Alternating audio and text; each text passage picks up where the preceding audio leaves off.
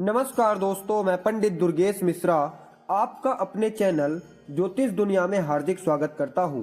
दोस्तों, आज का यह ज्योतिष का कार्यक्रम आप लोगों के लिए यानी कि सिंह राशि वाले जातकों के लिए बहुत ही विशेष कार्यक्रम होने वाला है। आज हम जानेंगे साल 2025 वार्षिक राशिफल कैसा रहेगा। इस वीडियो में विस्तार पूर्वक समझाने वाला हूं, क्योंकि साल 2025 में बहुत बड़े बड़े परिवर्तन होने वाले हैं। आपने इससे पहले भी कई वीडियो देखे होंगे, लेकिन मैं आप लोगों को स्पष्टता से पूरे क्लियरिटी के साथ बताने वाला हूं, क्योंकि कर्मफल के दाता कहे जाने वाले न्याय के देवता भगवान शनिदेव परिवर्तन करेंगे, राहु केतु भी परिवर्तन करेंगे और साथ ही साथ गुरुदेव बृहस्पति भी परिवर्तन करेंगे।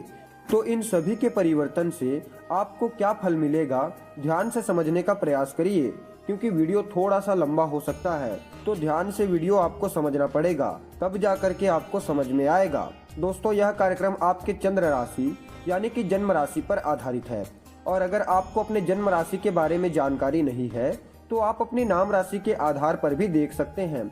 और अगर आप अपने जन्म कुंडली का विश्लेषण करवाना चाहते हैं, जन्म कुंडली को दिखाना चाहते हैं, तो वीडियो के अंदर और डिस्क्रिप्शन बॉक्स में आपको हमारा नंबर मिल जाएगा। आप डायरेक्ट फोन कॉल के थ्रू या फिर व्हाट्सएप के माध्यम से हमसे कंसल्ट कर सकते हैं।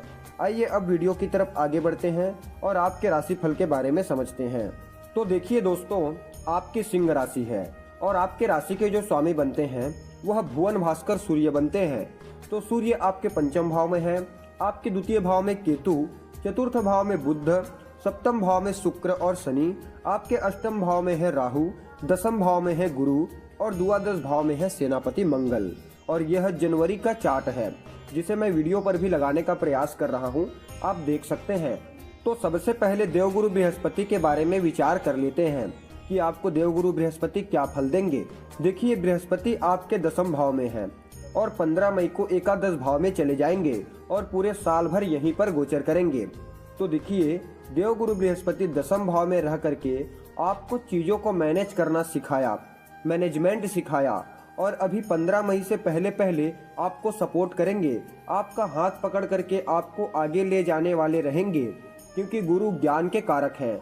तो 15 मई 2025 से पहले पहले आपका कोई सपोर्ट करना, आपको अच्छे तरीके से सिखाना, आपको ज्ञान देना, आपके करियर में आपको आगे लेकर के जाना, आपके कार्य क्षेत्र में आपको पूरी तरीके से सपोर्ट करना, यह गुरु आपको देने वाले हैं।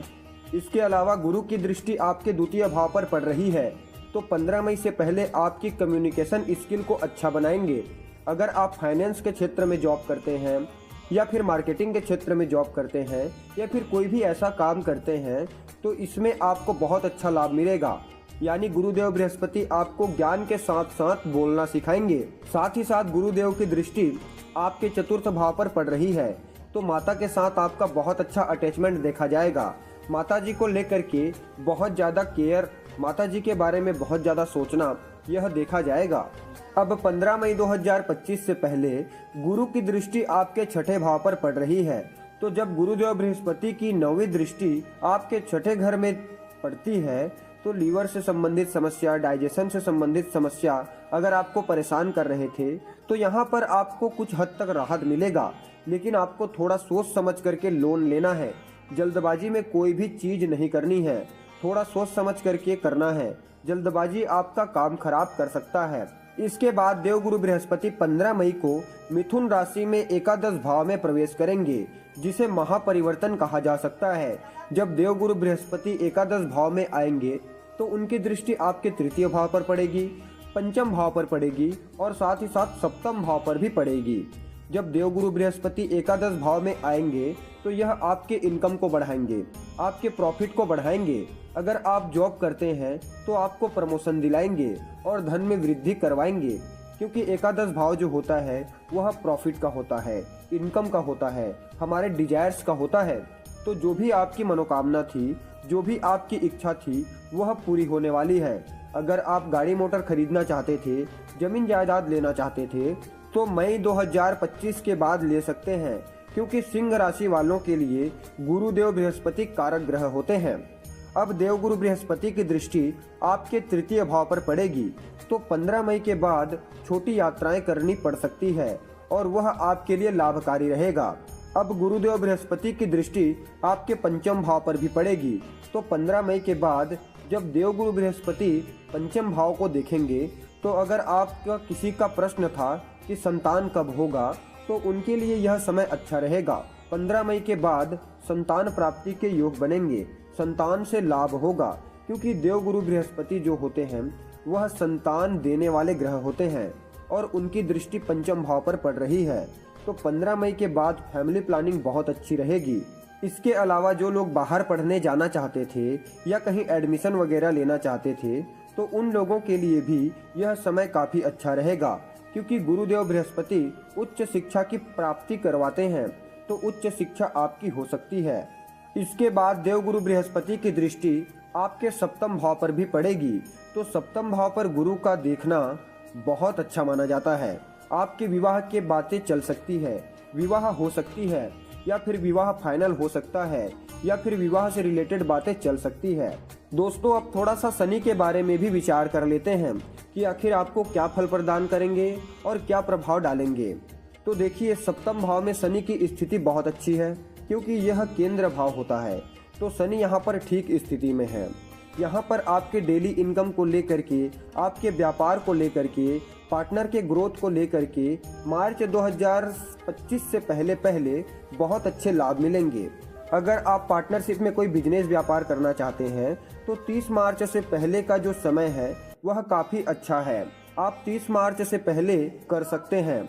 इसके अलावा आपके जीवन संगिनी के साथ कोई प्लानिंग कर रहे हैं, कहीं घूमने फिरने जाने की प्लानिंग चल रही है, चाहे वह बिजनेस से रिलेटेड हो या फिर कोई भी प्लानिंग हो, तो यह आपके लिए बहुत अच्छा दिखाई दे रहा है। लेकिन जब 30 मार्च को शनि आपके अष्टम भाव में आएंगे तो कुछ नेगेटिव इफेक्ट अवश्य देंगे।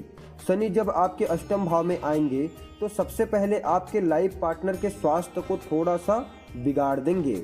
थोड़ी आप दोनों के बीच में तालमेल नहीं बैठ पाएगा। मतलब आपको थोड़ा अपने दाम्पत्य जीवन पर ध्यान देना पड़ेगा, क्योंकि 30 मार्च के बाद आपको शनि की ढैया शुरू हो जाएगी और पूरे 2.5 साल तक शनि की ढैया चलेगी।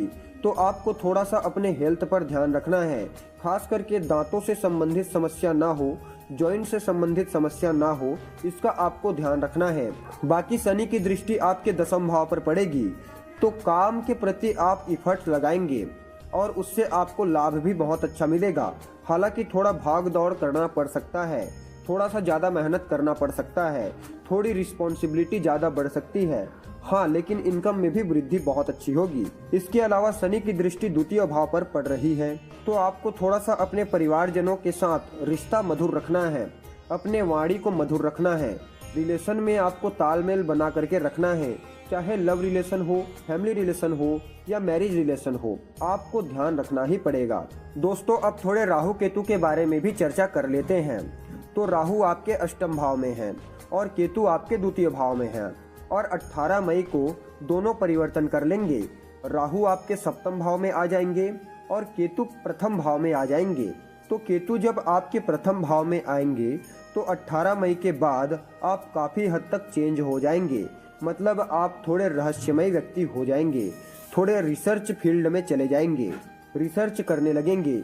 खुद से कहीं न कहीं असंतुष्टि का भाव देखा जा सकता है, क्योंकि केतु लगाव को खत्म करने वाला ग्रह है। तो कुछ न कुछ सीखने की चाहत लगी रहेगी। सीखने के बाद भी आपको ऐसा लगेगा कि मैं अभी नहीं सीख पाया हूँ, और आप सीखते ही रहेंगे। और राहु जब आपके सप्तम भाव में आएंगे तो मैरिड लाइफ में थोड़ा ध्यान रखना पड़ेगा, तालमेल में कमी नहीं होनी चाहिए, क्योंकि राहु शनि दोनों ही प्रभावित कर रहे हैं। राहु जब सप्तम भाव में आते हैं तो यह मिसअंडरस्टैंडिंग क्रिएट करते हैं।